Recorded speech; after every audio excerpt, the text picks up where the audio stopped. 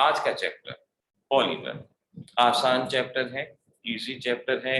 तो आज के चैप्टर के लिए ध्यान रखो, जनरली ऑफलाइन क्लासेस में 2 दिन के अंदर ये चैप्टर खत्म होता है और फिर मैं कहूँगा आपके जेईई और नीट एग्जामिनेशन में सम बेसिक कंसेप्ट और एटॉमिक स्ट्रक्चर, इनमें से क्वेश्चन नहीं आता। कई बार बहुत रेयर चांसेस होते हैं इन 2 चैप्टर में से क्वेश्चन आए, लेकिन एवरीडे लाइफ और पॉलीमर इनमें से क्वेश्चन ना आए ऐसा हो नहीं सकता, क्योंकि केमिस्ट्री इन एवरीडे लाइफ और पॉलीमर हमारे इंडस्ट्री की बैकबोन है। और जब भी कोई पेपर बनता है वो इसी बात को देखते हुए कि आगे आने वाले समय में उसकी जरूरत क्या है, बच्चे के करियर के लिए क्या जरूरत हो सकती है। तो आज जो चैप्टर पढ़ने वाले हैं बोर्ड में तो खैर है ही, लेकिन नीट और जी इनके लिए भी ये चैप्टर उतना ही ज्यादा इम्पोर्टेंट है। इस चैप्टर को इस तरह से करना है। तो अब आपके पास नोट्स होंगे। मैंने जैसे कल मैसेज दिया था, जिनके पास थर्ड पैकेज नहीं है वो थर्ड पैकेज कलेक्ट कर सकते हैं, या जिनका एडमिशन हो चुका है उनके लिए कहा था बकायदा उस मैसेज को अच्छे से रीड करें। और अगर नोट्स हैं तो नोट्स खोल के बैठो, अगर नहीं है तो मेरे साथ साथ नोट्स बनाना, क्योंकि मैं इसको अपने हिसाब से कराऊंगा, अपने हिसाब से बताऊंगा। और जितना यहाँ इसको बता देंगे उतना करना, उससे एक लाइन बाहर मत करना, ये आपके लिए सफिशिएंट रहेगा, ध्यान रखना। इसकी वर्कशीट एनसीईआरटी क्वेश्चन आज शाम को आपके पास ब्रॉडकास्ट लिस्ट के थ्रू भेज दिए जाएंगे। जिसके पास रात तक इसकी वर्कशीट ना पहुंचे वो बेकायदा मुझे मैसेज करके बता देना, क्योंकि कल हम इसकी वर्कशीट के क्वेश्चन डिस्कस करेंगे। तो इसीलिए हर तरह से तैयार रहना।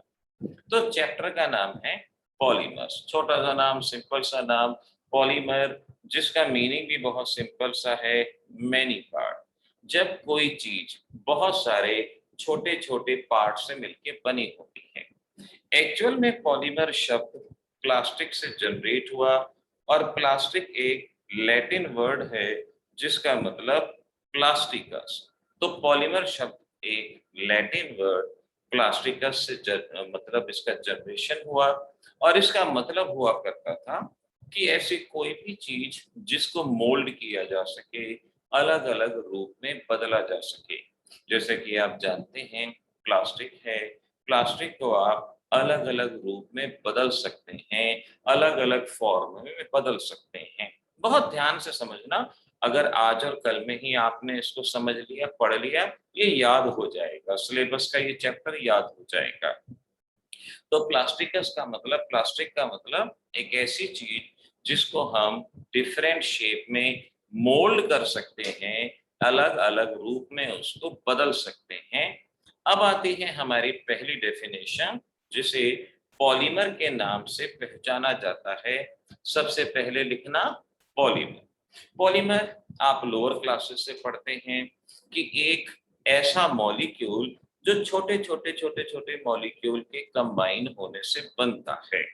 जब बहुत सारे छोटे छोटे मॉलिक्यूल आपस में कंबाइन होते हैं, जैसे कि यहाँ देख सकते हो, ये है इथीन। इथीन के एन नंबर मतलब बहुत सारे मॉलिक्यूल आपस में कंबाइन होते हैं, तो हमारे पास बनता है पॉलीथीन। पॉलीथीन का पॉलीमर यहाँ पर फॉर्म होता है। तो जब छोटी छोटी बहुत सारी चीजें आपस में कंबाइन होती हैं, और जो चीजें आपस में कंबाइन होती हैं उन्हें क्या कहते हैं, मोनोमर। उन्हें मोनोमर के नाम से पहचाना जाता है। तो पॉलीमर और मोनोमर, ये डेफिनेशन अक्सर आप जीके के अकॉर्डिंग जानते हैं, जनरल नॉलेज के अकॉर्डिंग ये डेफिनेशन हमें पता होती है। अब जो चीज मैं बताता हूँ जरा उसे समझने की कोशिश करें और मेरे साथ साथ नोट्स बनाने की कोशिश करें। सबसे पहले हेडिंग डाल दें क्लासिफिकेशन ऑफ पॉलीमर। देखो, इस चैप्टर के मेनली 2 पार्ट हैं। एक पार्ट है जो थियोरेटिकल है, जिसमें क्लासिफिकेशन आएगा, और एग्जाम में एक क्वेश्चन इस पार्ट में से आएगा जो आज हम पढ़ेंगे। और एक पार्ट है जिसमें केमिकल रिएक्शन आती हैं, कि ये पॉलीमर बना के दिखाओ, इसका मोनोमर क्या है, और वो भी मैं बड़े सटीक ढंग से आपको बताने की कोशिश करूंगा। तो मेरे साथ साथ अपने नोट्स बनाओगे तो उससे बेहतर बात कोई और नहीं रहेगी। सब पहले हेडिंग डाल दो क्लासिफिकेशन, और इसमें लिखो number 1 based upon source. Based upon source, source के बेसिस पे पॉलीमर्स को दो तरह से क्लासिफाई किया जाता है। एक होते हैं जिन्हें नेचुरल पॉलीमर कहा जाता है, और एक होते हैं जिन्हें सिंथेटिक या आर्टिफिशियल पॉलीमर के नाम से पहचाना जाता है। अब जहां तक मुझे उम्मीद है हर बच्चा शायद इन शब्दों का मीनिंग जानता होगा। मुझे बताना, मैं क्वेश्चन पूछूंगा बीच बीच में। नेचुरल पॉलीमर जो नेचर में मिलते हैं, जो हमारी नेचर में प्लांट्स में मिलते हैं या नेचर में किसी भी तरह से मिलते हैं, और सिंथेटिक पॉलीमर जिन्हें लैब में बनाया जाता है।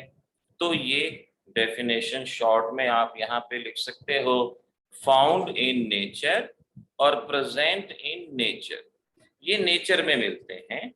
और synthetic polymer prepared in lab, इन्हें लैब में आर्टिफिशियली बनाया जाता है। अब ये डेफिनेशन इंपॉर्टेंट नहीं है, क्योंकि नेचुरल पॉलीमर और सिंथेटिक पॉलीमर ये तो कोई भी बच्चा बता देगा जो इन शब्दों को जानता है। इसमें इंपॉर्टेंट क्या है बताना जरा, देखता हूं किस किस बच्चे को याद है। नेचुरल पॉलीमर के दो एग्जाम्पल बताओ। नेचुरल पॉलीमर के दो एग्जाम्पल बताओ। ये आपके एग्जाम का क्वेश्चन है और इसे आपने हाईलाइट करना है। हमेशा एक हाइलाइटर लेके बैठा करो जब नोट्स बनाते हो, ताकि इंपॉर्टेंट चीज हाईलाइट रहे। आंचल का एक जवाब बिल्कुल सही है, जिसको पता है चैट सेक्शन में लिखिए जवाब। गीतिका, ओके गीतिका, चलो आगे। गीतिका ये आंसर ना थोड़ा सा नहीं सही लग रहा। हार्दिक बिल्कुल सही जवाब है दोनों। मनस्वी बिल्कुल सही जवाब है। मधुर सफड़ा बिल्कुल सही जवाब है। आदित्य, सिल्क थोड़ा सा आप इसको अवॉइड करें थोड़ा सा, क्योंकि लैब में प्रोसेस भी होता है। सिल्क को थोड़ा सा अवॉइड करते हैं, एक बार सिल्क ना लिखें कम से कम। कोई और ऑप्शन ना हो तो सिल्क को मार्क करें, अदरवाइज सिल्क को अवॉइड करते हैं। सरस्वती ठीक है, गीतिका ठीक है, रितिका ठीक है, प्रांजल सही है, सरस्वती सही है, मनस्वी ओके मनस्वी। बट मनस्वी मैं आई वुड लाइक कि इसका एग्जाम्पल को लीस्ट प्रेफर करें। परमजीत सही है, अभिषेक नो अभिषेक, मतलब इसको मत यूज करें। और भी कुछ बेटर एग्जाम्पल यूज कर रहे हैं। कॉन्ट्रावर्शियल आंसर है ये, नमन का भी और साक्षी का भी ये आंसर कॉन्ट्रावर्शियल है, इनको ना ही लिखें, बेटर रहे आप इन एग्जाम्पल का इस्तेमाल करें। स्टार्च, सेल्यूलोज, सेल्यूलोज, प्रोटीन, आप प्रोटीन का इस्तेमाल करें। डीएनए, ये भी एक तरह से कुछ पॉलीमर की तरह ही एक्ट करते हैं। तो इस तरह से इन्हें, ये मेन तीन एग्जाम्पल।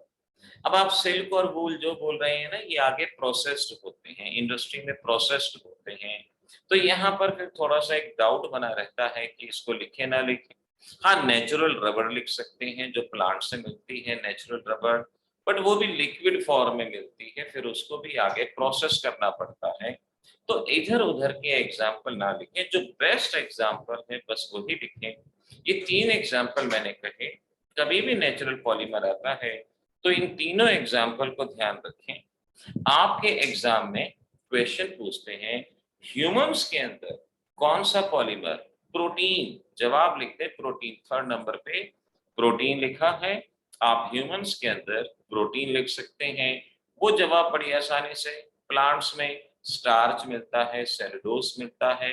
तो ये क्वेश्चन ना इस तरह से बदल बदल के देते हैं। डायरेक्ट डेफिनेशन पे कुछ ही क्वेश्चन आते हैं, लेकिन ये एग्जाम्पल के क्वेश्चन आपको परेशान करने के लिए सफिशिएंट होते हैं। ऐसे ही देखो, सिंथेटिक पॉलीमर जो लैब में मिलता है, हाँ हार्दिक, डीएनए आप लिख सकते हो। डीएनए लार्ज पॉलीमर नहीं है, छोटा है, बट आप लिख सकते हो, कोई प्रॉब्लम नहीं है। अब देखो सिंथेटिक पॉलीमर, इसमें आप किसी का भी नाम लिख सकते हो जो भी आप जनरली जानते हो। पॉलीथीन हो गया, पॉलीस्टाइरीन हो गया, पीवीसी हो गया, ऐसे एग्जाम्पल आप बहुत अच्छे से जानते हो। टेफलॉन, कोई भी आप सिंथेटिक पॉलीमर के सामने एग्जाम्पल लिख सकते हैं, ये आसानी से बता सकते हो। तो हर टॉपिक को पढ़ना और उसमें इंपॉर्टेंट क्वेश्चन को हाईलाइट कर लेना। इस टॉपिक का इंपॉर्टेंट क्वेश्चन था नेचुरल पॉलीमर के एग्जाम्पल, और वो आपने हाईलाइट कर दिया। सेकंड क्लासिफिकेशन है based upon constituent. Based upon constituent ये है एग्जाम में क्वेश्चन, ये भी आ सकता है कि कॉन्स्टिट्यूएंट के बेसिस पे बताओ, या डायरेक्ट उनके नाम भी आपसे पूछे जा सकते हैं। पहला है जिसे होमोपॉलीमर के नाम से पहचानते हैं, होमोपॉलीमर। होमोपॉलीमर, होमो माने आइडेंटिकल, यानी ऐसे पॉलीमर जो एक ही तरह के मोनोमर से मिलकर बने होते हैं। आप लिख सकते हैं consist of only one type of monomer, जिसमें सिर्फ और सिर्फ एक ही तरह का मोनोमर होता है, उसे हम होमोपॉलीमर कहते हैं। जैसे देखो यहाँ इथीन है, एक इथीन दूसरी इथीन के साथ रिएक्ट करेगा। कैसे करेगा? पाई बॉन्ड टूटेंगे और पाई बॉन्ड टूटने से ये वैकेंसी क्रिएट होंगी और ये आपस में अटैच होंगे। ऐसे ही ये और इथीन से कनेक्ट करेगा और इथीन से रिएक्ट करेगा, और इस तरह से पॉलीमर फॉर्मेशन होगा, इस तरह से पॉलीमराइजेशन होगा। तो यहाँ पर पॉलीमर में सिर्फ एक ही तरह का मोनोमर है और वो है इथीन। इथीन इथीन और इथीन आपस में कंबाइन होते हैं, इस तरह से ये बनता है। एक और एग्जांपल, जैसे एक ये एग्जांपल यहाँ पर दिया गया है, इस एग्जांपल को भी नोट कर लो। ये एक पॉलीमर का एग्जांपल दिया हुआ है, इंपॉर्टेंट है, एनसीईआरटी में क्वेश्चन है कि भाई ये पॉलीमर कैसा पॉलीमर है, होमोपॉलीमर है या नहीं। तो ये पर्टिकुलर एग्जांपल को इंपॉर्टेंट मार्क कर लिया जाए। दूसरे पॉलीमर हैं जिन्हें कोपॉलीमर के नाम से पहचानते हैं। कोपॉलीमर, को शब्द हम जानते हैं कॉपरेशन के लिए इस्तेमाल होता है, कोऑर्डिनेशन के लिए इस्तेमाल होता है, एक दूसरे की सहायता के लिए इस्तेमाल होता है।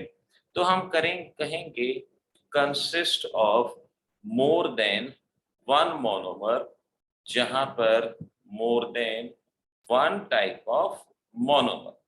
तो जहां पर एक से ज्यादा तरह के मोनोमर हो तो उसे हम कोपॉलीमर के नाम से पहचानते हैं, कोपॉलीमर उसे कहा जाता है।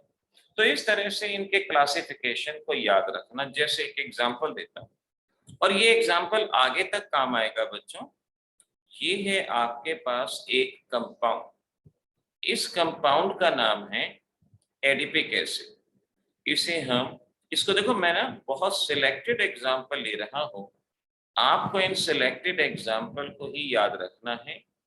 ये एडिपिक एसिड कंबाइन होता है हमारे इस कंपाउंड से, जिसे हेक्सामिथाइल डाइअमीन, हेक्सामिथाइल या हेक्सामिथाइलीन डाइअमीन, आप कुछ भी बोल सकते हैं।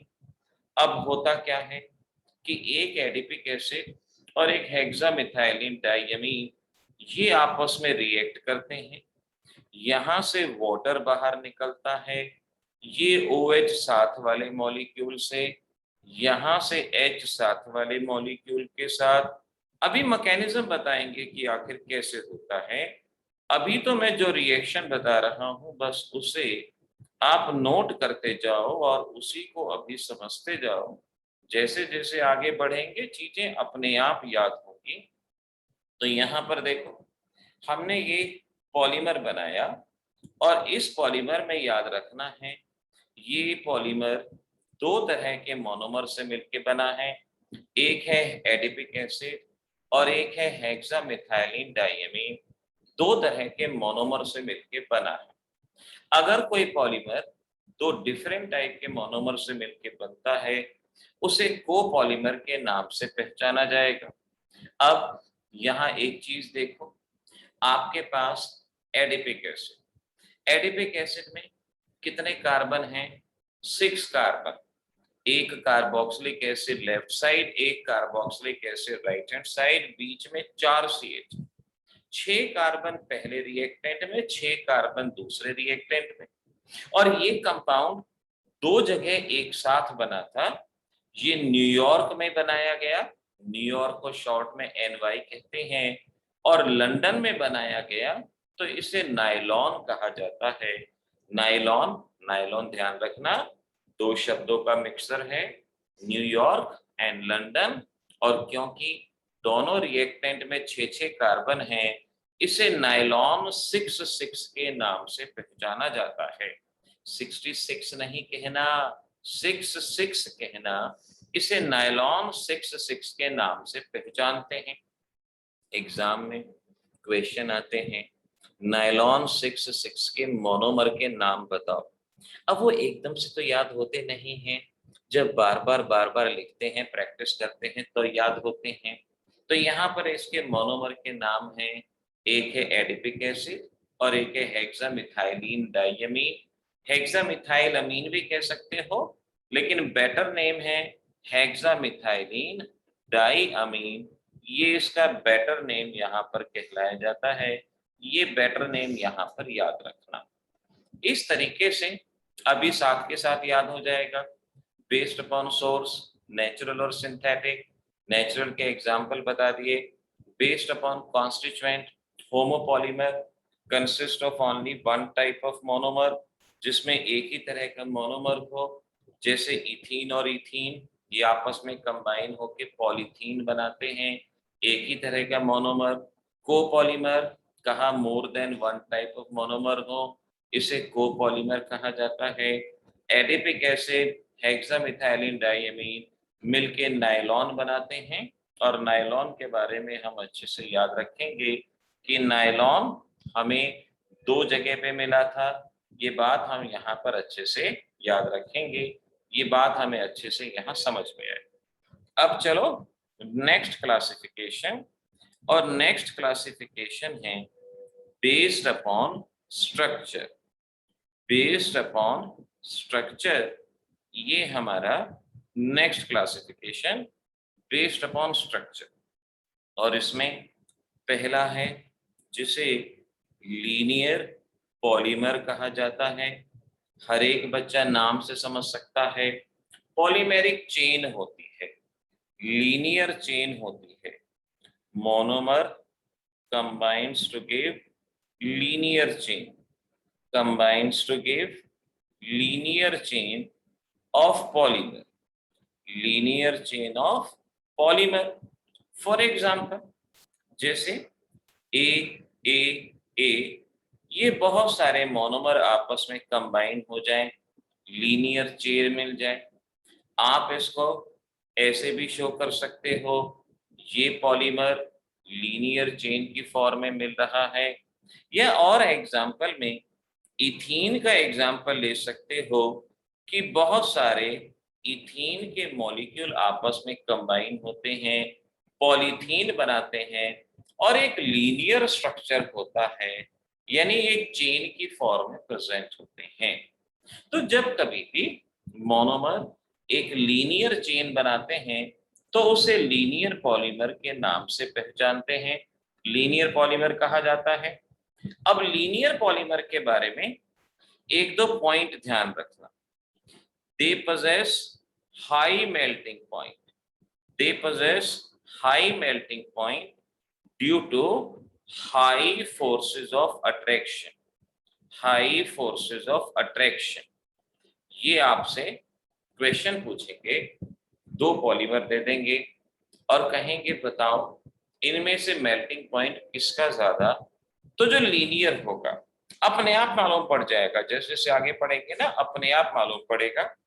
लीनियर में क्या होता है, ये पार्टिकल एक दूसरे के बहुत नजदीक आते हैं, जिस वजह से high van der Waals force of attraction होता है। कॉम्पिटिटिव के लिए याद रखना, कौन से forces of attraction, van der Waals forces of attraction. तो लीनियर पॉलीमर में चेन बनती है, एग्जाम्पल मैंने इथीन बनाया, पार्टिकल एक दूसरे के पास पास रहते हैं और यहाँ पर हाई फोर्स ऑफ अट्रैक्शन होता है जो कि वंडरवाल फोर्स ऑफ अट्रैक्शन कहा जाता है। दूसरी तरह का पॉलीमर यहाँ पर लिखेंगे ब्रांच्ड पॉलीमर। ब्रांच्ड पॉलीमर पहला था लीनियर और अब है ब्रांच। तो यहाँ पर लिखो monomer, monomer combines combines to give straight chain along with side chain, along with side chain। यानी स्ट्रेट चेन तो बनती हैं लेकिन उनके साथ साथ साइड चेन। जैसे मैं कहता हूं भाई ये पॉलीमर है जहां पे इस तरह से स्ट्रेट चेन तो है ही लेकिन उसके साथ साथ साइड चेन भी है। जैसे आप इस एग्जाम्पल को देख लो, यहाँ पर स्ट्रेट चेन तो है ही लेकिन उसके साथ साथ साइड चेन भी प्रेजेंट है। तो अगर पॉलीमेरिक चेन में साइड चेन भी अटैच होती हैं तो उसे ब्रांच्ड पॉलीमर के नाम से पहचाना जाता है, ब्रांच्ड पॉलीमर कहा जाता है। अब जहां तक फोर्स ऑफ अट्रैक्शन की बात है, एक बात खुद सोच के देखो, सपोज ये दो ब्रांचेस हैं, दो मॉलिक्यूल हैं, अब इनकी शेप ऐसी है कि एक दूसरे के ज्यादा नजदीक नहीं जा सकते, ये अड़ जाएंगे, एक दूसरे के ज्यादा नजदीक नहीं जाएंगे। और जब ये एक दूसरे के ज्यादा नजदीक नहीं जाएंगे तो यहाँ पर लो वंडरवॉल फोर्सेस होंगे और अगर लो वंडरवॉल फोर्सेस होंगे तो इनका मेल्टिंग पॉइंट लो होगा, बॉइलिंग पॉइंट लो होगा। यानी ऐसे मॉलिक्यूल जो ब्रांच चेन पॉलीमर हैं इनका बॉइलिंग पॉइंट भी लो होता है और मेल्टिंग पॉइंट भी लो होता है। ये बात याद रखें। अब देखो साथ के साथ याद होगा कि नहीं होगा। पॉलीमर यहां से शुरू किए, मीनिंग बता दिया, छोटे छोटे कंपाउंड से मिलके बना, बेस्ड अपॉन सोर्स तुरंत याद होगा। मैं साथ के साथ याद करवाना चाहता हूं ताकि बाद में सिर्फ एक रिवीजन दो और चैप्टर तैयार। बेस्ड अपॉन कॉन्स्टिट्यूएंट, ये दो तरह का, एक होमोपॉलीमर एक कोपॉलीमर, वर्बली याद हो जाए। होमोपॉलीमर जिसमें एक ही तरह का मोनोमर हो। इंपॉर्टेंट क्वेश्चन मैंने ये बताया, अभी पीपीटी में भी दिखाऊंगा आपको। Copolymer consist of more than one type of monomer. Example में मैंने नायलॉन 6 का एग्जाम्पल लिया, लाइनॉन 6 का एग्जाम्पल यहाँ पर बताया गया, ये ध्यान रखो। और भी एग्जाम्पल मैं साथ साथ बताता हूँ, फटाफट इनको समझने की कोशिश करो। आगे है बेस्ड अपॉन स्ट्रक्चर, जिसमें आपने लीनियर पॉलीमर पढ़ा, ब्रांच्ड पॉलीमर पढ़ा। लीनियर पॉलीमर का मीनिंग हो गया जहां लीनियर चेन होती हैं, इनमें खास बात, इनमें हाई मेल्टिंग पॉइंट, कोई पूछे कारण तो हाई वंडरवाल फोर्सेस की वजह से। ब्रांच पॉलीमर आपने पढ़ा, यहाँ पर ब्रांचिंग होती हैं और मेल्टिंग पॉइंट बॉइलिंग पॉइंट इनका लो रहता है। ये आपने यहाँ पर पढ़ने की कोशिश की। अच्छा, अब चलो अगला, fourth classification based upon synthesis. Based upon synthesis, और बेस्ड अपॉन सिंथेसिस में पहला लिखो एडिशन पॉलीमराइजेशन। एडिशन पॉलीमराइजेशन, अब देखो मजे की बात ये है, मैंने पहले ही ऐसे एग्जाम्पल ले लिए हैं जिससे आपको इसको याद करने में दिक्कत नहीं आएगी। इंपॉर्टेंट मार्क कर लो, addition polymerisation. Now addition polymerisation का एक बहुत सिंपल सा मीनिंग है। इसका सिंपल सा मीनिंग है कि मोनोमर कंबाइन होते हैं, एडिशन रिएक्शन होती है।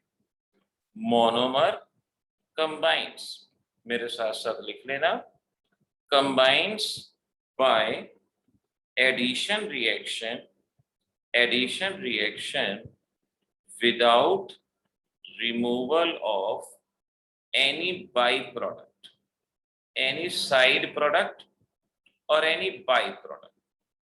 तो जब इस तरह का पॉलीमराइजेशन होता है ना, तो मोनोमर आपस में कंबाइन होते हैं, लेकिन कोई साइड प्रोडक्ट बाहर नहीं निकलता।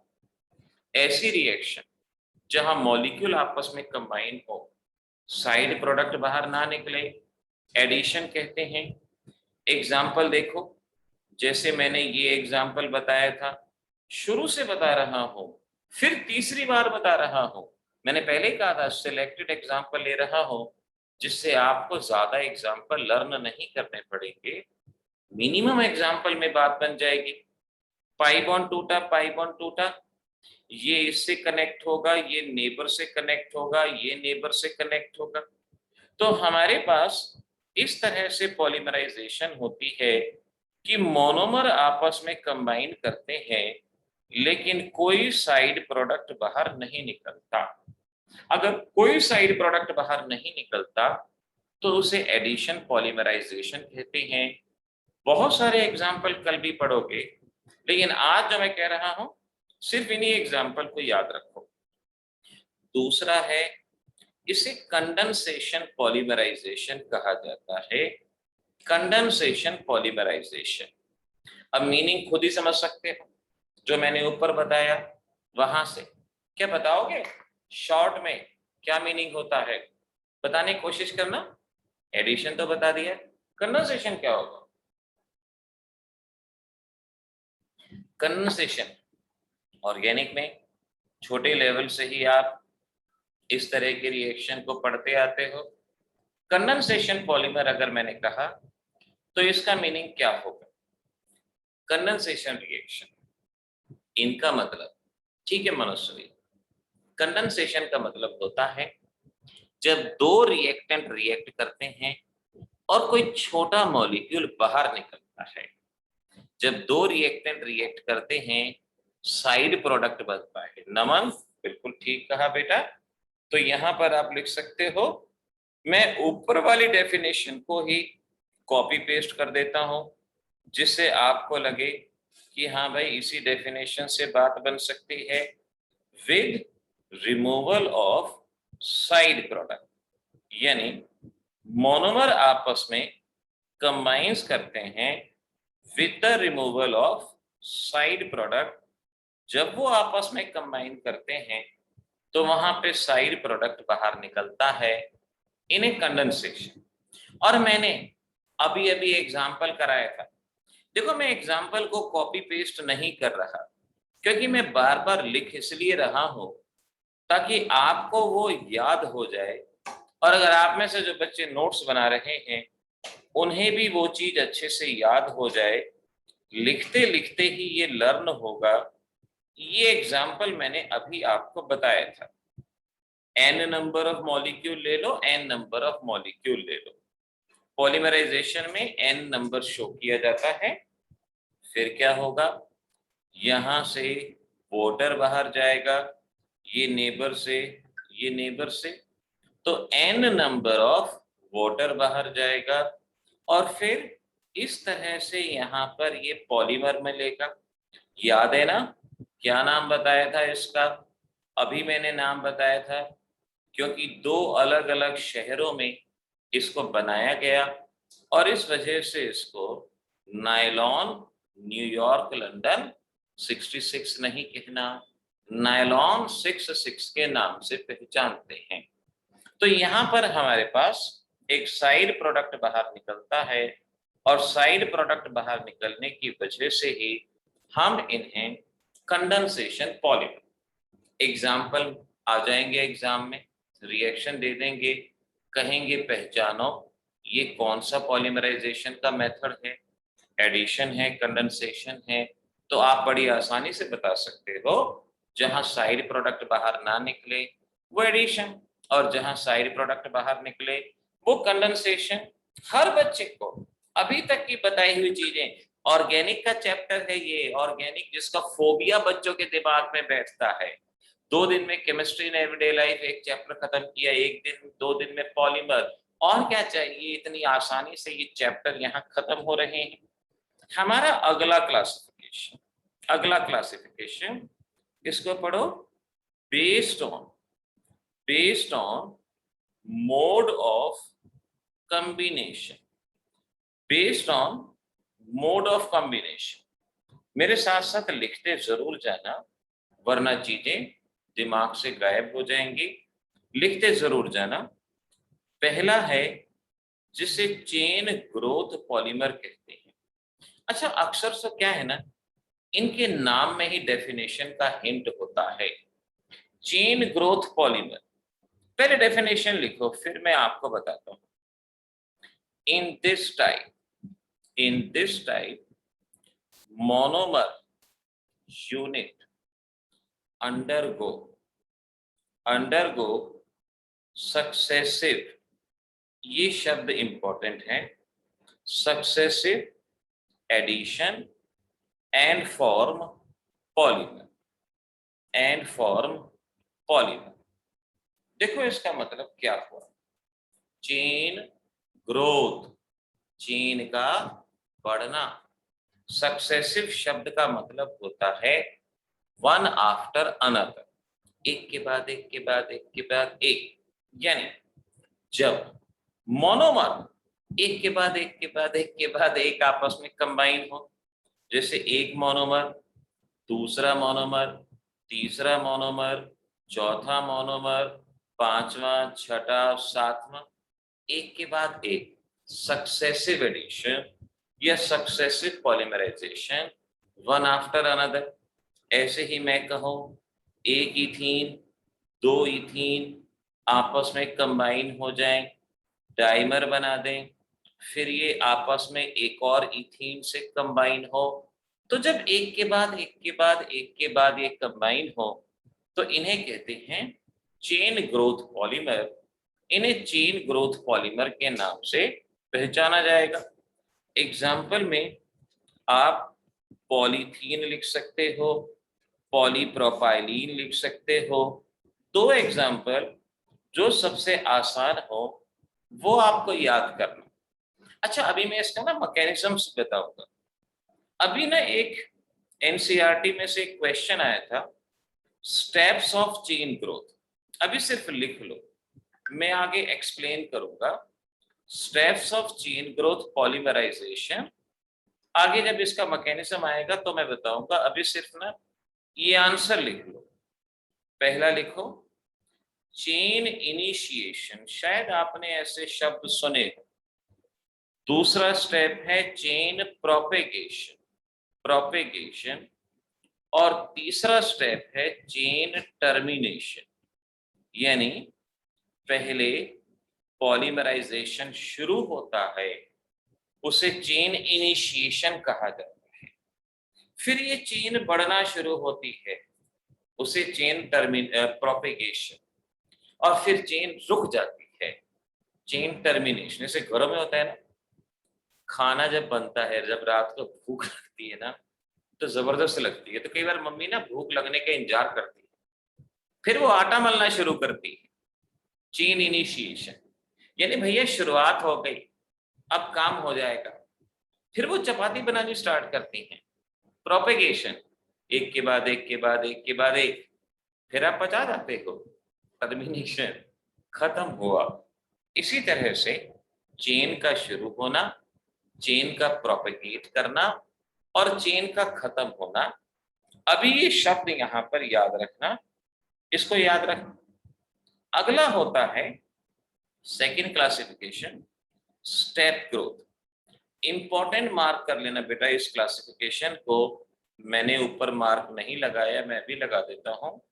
दिस इज इंपॉर्टेंट, डिफरेंस आ जाता है, क्वेश्चन आ जाता है। स्टेप ग्रोथ पॉलीमर, इसमें लिखो, मैं मीनिंग समझाता हूं अभी। In this case step wise condensation takes place. Stepwise condensation takes place between monomer to give polymer. अच्छा, अब एक चीज ध्यान रखो, कॉम्पिटिटिव के लिए आपसे पूछें चेन ग्रोथ, स्टेप ग्रोथ, बताओ इसमें से एडिशन पॉलीमर कौन सा है। कंडेंसेशन पॉलीमर कौन सा है। इनकी डेफिनेशन में मैंने साफ लिखवा दिया, लेकिन कई बार आप जल्दबाजी में याद नहीं करते हो, तो ध्यान रखो। सक्सेसिव एडिशन चेन ग्रोथ वाला एडिशन पॉलीमराइजेशन है, और स्टेप ग्रोथ में क्या कहा, स्टेप वाइज कंडेंसेशन, तो ये कंडेंसेशन पॉलीमराइजेशन है। तो अगर आपसे एग्जाम में क्वेश्चन आता है कि कंडेंसेशन पॉलीमराइजेशन की टाइप बताओ, एक ही टाइप स्टेप ग्रोथ बता सकते हो वहां पे, और आपसे कहीं एडिशन में वहां चेन ग्रोथ आप बता सकते हो।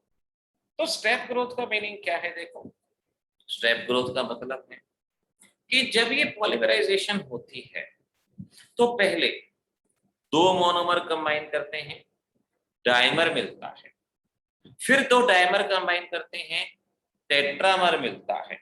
देखना ध्यान से, एक मोनोमर कंबाइन हुए, मिला डाइमर। अब ऑब्वियस सी बात है, एक मॉलिक्यूल तो रिएक्ट नहीं करेगा, बहुत सारे करेंगे, तो बहुत सारे मिलते हैं डाइमर। फिर ऐसे बहुत सारे डाइमर आपस में कंबाइन करते हैं और ये बनाते हैं टेट्रामर, यानी नंबर ऑफ कार्बन डबल होते हैं। मोनोमर से डाइमर, डाइमर से टेट्रामर, और फिर ऐसे टेट्रामर आपस में कंबाइन करते हैं और फिर अपने से डबल द नंबर यानी ऑक्टामर बनाते हैं। ऑक्टामर यहाँ पर बनते हैं, इसे कहते हैं स्टेप ग्रोथ, इसे कहते हैं हम स्टेप ग्रोथ पॉलीमराइजेशन। तो जहां पर नंबर ऑफ कार्बन बढ़ता चला जाता है, डबल होता चला जाता है, स्टेप ग्रोथ। चेन ग्रोथ में क्या था, एक एक करके एक एक करके एक एक करके, लेकिन यहाँ है स्टेप ग्रोथ, ये ध्यान रखो।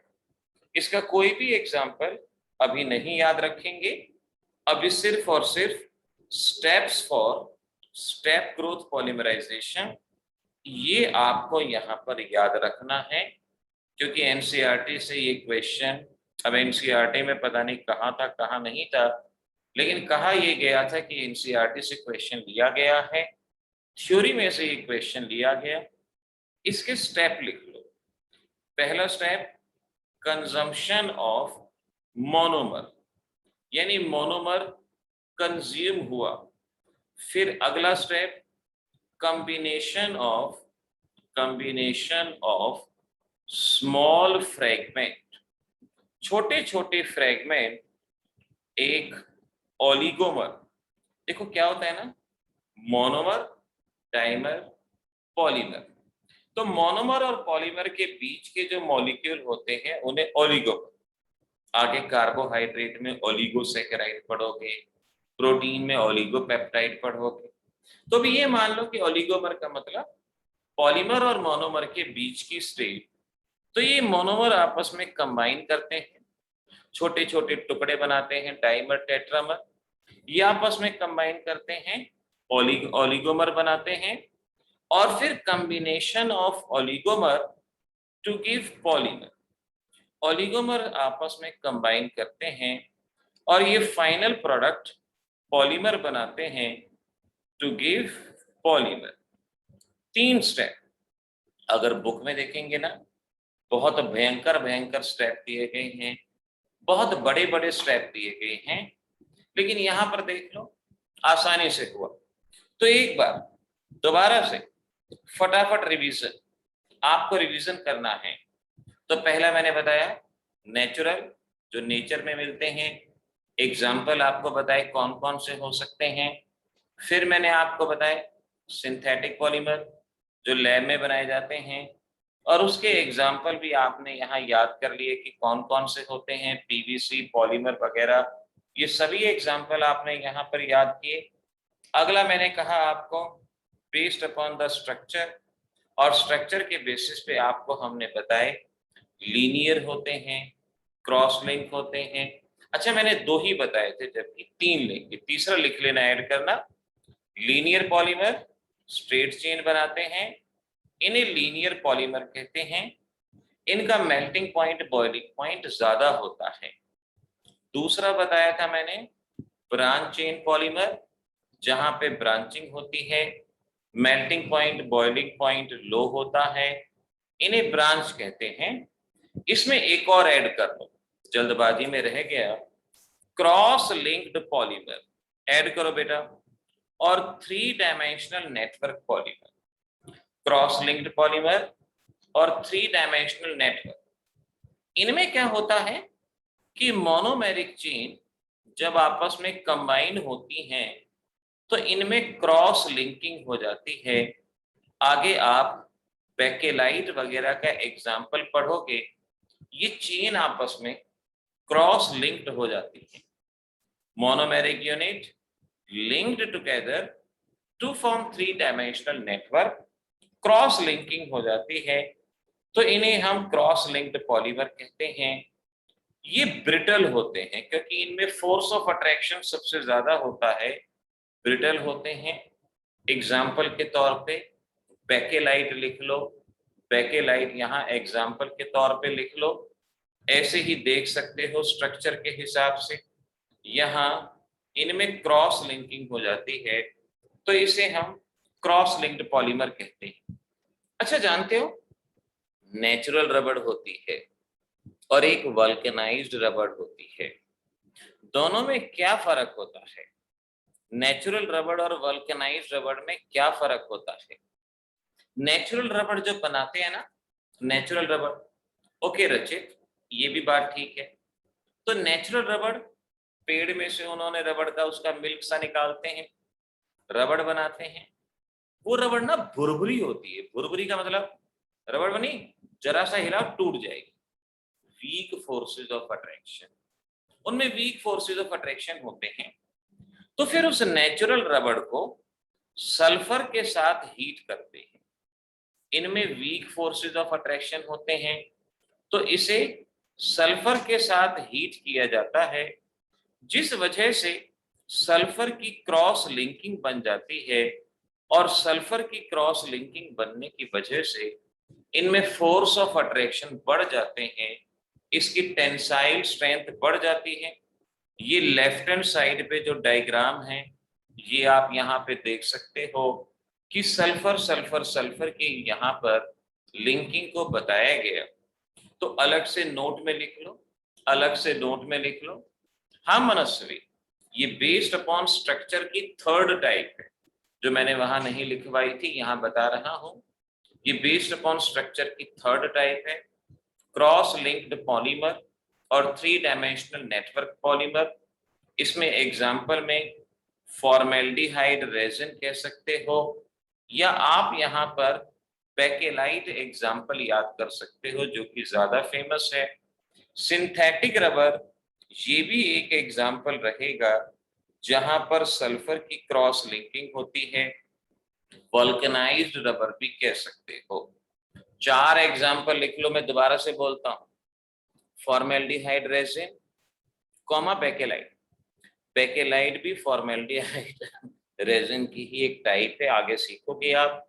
बेकेलाइट, सिंथेटिक रबर और वल्कनाइज्ड रबर, ये एग्जाम्पल लिखो। अगर पूछते हैं वल्कनाइज्ड रबर क्या होता है, तो नोट में लिखा हो natural rubber is treated with sulfur to give sulfur cross linking and higher tensile strength. Natural rubber treated with sulfur to give sulfur cross linking and higher tensile strength. इसे vulcanised rubber के नाम से पहचानते हैं। Vulcanised rubber इसे कहा जाता है, याद रखो। हमारा अगला क्लासिफिकेशन था बेस्ड अपॉन कॉन्स्टिट्यूएंट। जल्दी से बोलो, होमोपॉलीमर, फटाफट बता दो ऐसे बिना देखे फटाफट। होमोपॉलीमर का मीनिंग क्या बताया था? मैंने कहा था साथ के साथ याद करना, साथ के साथ याद करना। होमोपॉलीमर नाम है, होमो मतलब वन टाइप, एक ही तरह का मोनोमर होता है। एग्जाम्पल में आपको पॉलीथीन बताया। कोपॉलीमर एक से ज्यादा तरह का मोनोमर होता है। एग्जाम्पल में मैंने बताया था नायलॉन 66, ये एग्जाम्पल आपको यहाँ बताया। इस इंपॉर्टेंट क्वेश्चन को याद रखना, वेरी इंपॉर्टेंट क्वेश्चन, मैंने एग्जाम्पल में लिखवाया था। एनसीईआरटी वर्कशीट का 15.6 क्वेश्चन, क्या ये एक होमोपॉलीमर है या कोपॉलीमर है? तो मैंने साफ साफ आपको वहां लिखवाया था कि ये एक होमोपॉलीमर है, इस बात को ध्यान रखना। और फिर हमने एडिशन पॉलीमराइजेशन क्या होती है, कंडेंसेशन पॉलीमराइजेशन क्या होती है, ये दोनों मीनिंग आपको बताए। उम्मीद है कि दोनों के दोनों मीनिंग आपको अच्छे से याद हो गए। कहीं साइड प्रोडक्ट निकलता है, कहीं नहीं निकलता। सरस्वती एन का मतलब है एन नंबर, लार्ज नंबर, ये एन का मीनिंग। कल आप इसका मीनिंग और अच्छे से सीखोगे। फिर हमने आपको chain growth, step growth, chain growth में कहा सक्सेसिव एडिशन, एक के बाद एक के बाद एक के बाद एक के बाद कंबाइन होते हैं। स्टेप ग्रोथ में कहा जब ये मोनोमर डाइमर बनाता है, डाइमर टेट्रामर बनाता है, यानी डबल द नंबर यहाँ पर कंबाइन होता है। चेन ग्रोथ के 3 स्टेप थे। चेन ग्रोथ के chain initiation, chain propagation, chain termination. Step growth के स्टेप्स ये आपको लिखवा दिए गए, ये सभी याद रखें। अब लास्ट क्लासिफिकेशन, ऑलमोस्ट लास्ट है, based upon intermolecular forces. Very important mark करो और यहीं से समझना, वेरी इंपॉर्टेंट मार्क करो। यस सोनाक्षी, मैंने कल से कह रहा हूं, कल मैंने मैसेज भी भेजा और आज भी मैंने शुरुआत में कहा कि जिन बच्चों की एडमिशन हो चुका है हाफ और फुल, वो अपना थर्ड पैकेज इंस्टीट्यूट से कलेक्ट कर सकते हैं, ध्यान रखो। अब देखो, based upon intermolecular forces, very very very important, इसे मार्क करो। अब इंटरमॉलिक्यूलर फोर्सेस पे पहले पॉलीमर हैं जिन्हें इलास्टोमर कहा जाता है। इलास्टोमर, इलास्टिक से शब्द इस्तेमाल हुआ, इलास्टोमर। अब देखो, अगर पार्टिकल में अट्रैक्शन स्ट्रॉन्ग होगा, आप उसे खींच नहीं सकते अगर अट्रैक्शन स्ट्रॉन्ग है। अगर अट्रैक्शन वीक है तो आप उसे खींच सकते हो। इसी तरह से इलास्टोमर के बारे में कहते हैं polymeric chain held by weak forces of attraction. Weak forces, definition लिख रहे हो तो यही लिखना, स्क्रीनशॉट ले रहे हो तो यही लेना। और इनमें फोर्स ऑफ अट्रैक्शन मैंने आपको शुरू से बताया, van der Waals forces, weak forces. Example में रबर, सिंथेटिक रबर का नाम होता है कुटापोर्चा। पता नहीं किस अफ्रीकन ने रखा, तंजानिया में रखा, पता नहीं कहाँ रखा, लेकिन नाम याद रखेंगे कुटापोर्चा। शुरुआत से कह रहा हूं, बड़े सिलेक्टेड एग्जाम्पल दे रहा हूं, लेकिन सिलेक्टेड एग्जाम्पल याद रखना। वल्कनाइज्ड रबर क्या होती है, अभी बताया था, जब सल्फर की क्रॉस लिंकिंग हो जाती है, इलास्टिसिटी बढ़ाने के लिए इसका इस्तेमाल किया जाता है, वल्कनाइज्ड रबर कहते हैं, ध्यान रखना। ऐसे ही ऐसे ही दूसरी टाइप लिख लो, फाइबर। दूसरी type fibre, based upon intermolecular attraction. पहला था इलास्टोमर, जहां वीक फोर्सेस ऑफ अट्रैक्शन थे, और दूसरा है फाइबर, जहां स्ट्रॉन्ग फोर्सेस ऑफ अट्रैक्शन होते हैं। स्ट्रॉन्ग फोर्स, देखो फाइबर का मतलब कपड़े, कपड़े, क्लोथ, जिसमें पॉलिएस्टर भी आता है। अब कपड़ों में अगर फोर्स ऑफ अट्रैक्शन स्ट्रॉन्ग नहीं होगा तो कैसे काम चलेगा, कैसे स्टिचिंग होगी? तो फाइबर का मतलब जहां फोर्सेस ऑफ अट्रैक्शन स्ट्रॉन्ग होते हैं। एग्जाम्पल के तौर पे नायलॉन 6 हो गया, पॉलिएस्टर हो गया, ये सभी के सभी फाइबर के एग्जाम्पल यहाँ पर बनते हैं। तो पहला इलास्टोमर, दूसरा फाइबर, उसमें वीक फोर्स ऑफ अट्रैक्शन और यहाँ स्ट्रॉन्ग फोर्स ऑफ अट्रैक्शन, साथ के साथ याद हो। तीसरी टाइप लिखो, थर्मोप्लास्टिक पॉलीमर। देखो थर्मोप्लास्टिक, दो शब्द हैं। थर्म मतलब हीट, प्लास्टिक का मतलब मोल्डिंग, बताया था ना, प्लास्टिक का मतलब मोल्डिंग। ये ऐसे पॉलीमर हैं जिन्हें बार बार अलग अलग शेप में मोल्ड किया जा सकता है। जैसे ये प्लास्टिक की चीज है, प्लास्टिक की चीज है, खराब हो गई, आपने इसको मेल्ट किया और इसे दूसरी शेप में कन्वर्ट कर दिया। तो एक प्लास्टिक की चीज को दूसरी शेप में, वो खराब हुई तीसरी शेप में। तो जब एक ऐसा पॉलीमर जो अलग अलग शेप्स में रिमोल्ड हो सकता है, these are those polymer which can be heated and remolded into different shape again and again, इन्हें थर्मोप्लास्टिक पॉलीमर कहा जाता है। एग्जाम्पल याद रखना, पॉलीस्टायरीन, पीवीसी। और जिन्हें अलग अलग शेप में बार बार नहीं कर सकते क्योंकि उनमें परमानेंट स्ट्रक्चरल चेंज आ जाते हैं, उन्हें हम थर्मोसेटिंग पॉलीमर्स के नाम से जानते हैं। थर्मोसेटिंग पॉलीमर, तो थर्मोसेटिंग का मतलब हुआ which can not be melted and remoulded. Melted शब्द इतना इंपॉर्टेंट नहीं है, remoulded into different shape again and again, जिनको बार बार दूसरी शेप में मोल्ड नहीं कर सकते। कोई पूछे क्यों नहीं कर सकते? अभी बताया था, due to permanent change in their structure, इन्हें हम बार बार मोल्ड नहीं कर सकते।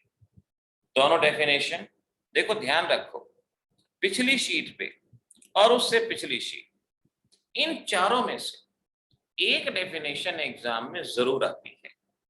Elastomer, weak forces of attraction. Example, vulcanised rubber. Fibre, strong forces of attraction.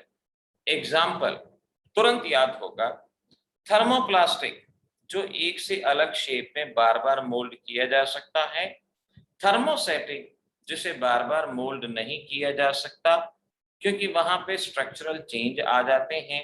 याद रखो, एक छोटी सी डेफिनेशन यहां लिख लो, प्लास्टिसाइजर। प्लास्टिसाइजर, प्लास्टिसाइजर कुछ ऐसे केमिकल होते हैं जो थर्मोप्लास्टिक की सॉफ्टनेस को बढ़ाते हैं, थर्मोप्लास्टिक की सॉफ्टनेस को इंक्रीज करते हैं, उन्हें प्लास्टिसाइजर कहा जाता है। तो इस तरह से आज मैंने क्लासिफिकेशन करवाया। अच्छा, एक नोट लिखिए, thermoplastic and thermosetting possess force of attraction in between elastomer and fiber। Exam में क्वेश्चन आता है कि इनके फोर्स ऑफ अट्रैक्शन इलास्टोमर से ज्यादा है या फाइबर से ज्यादा है या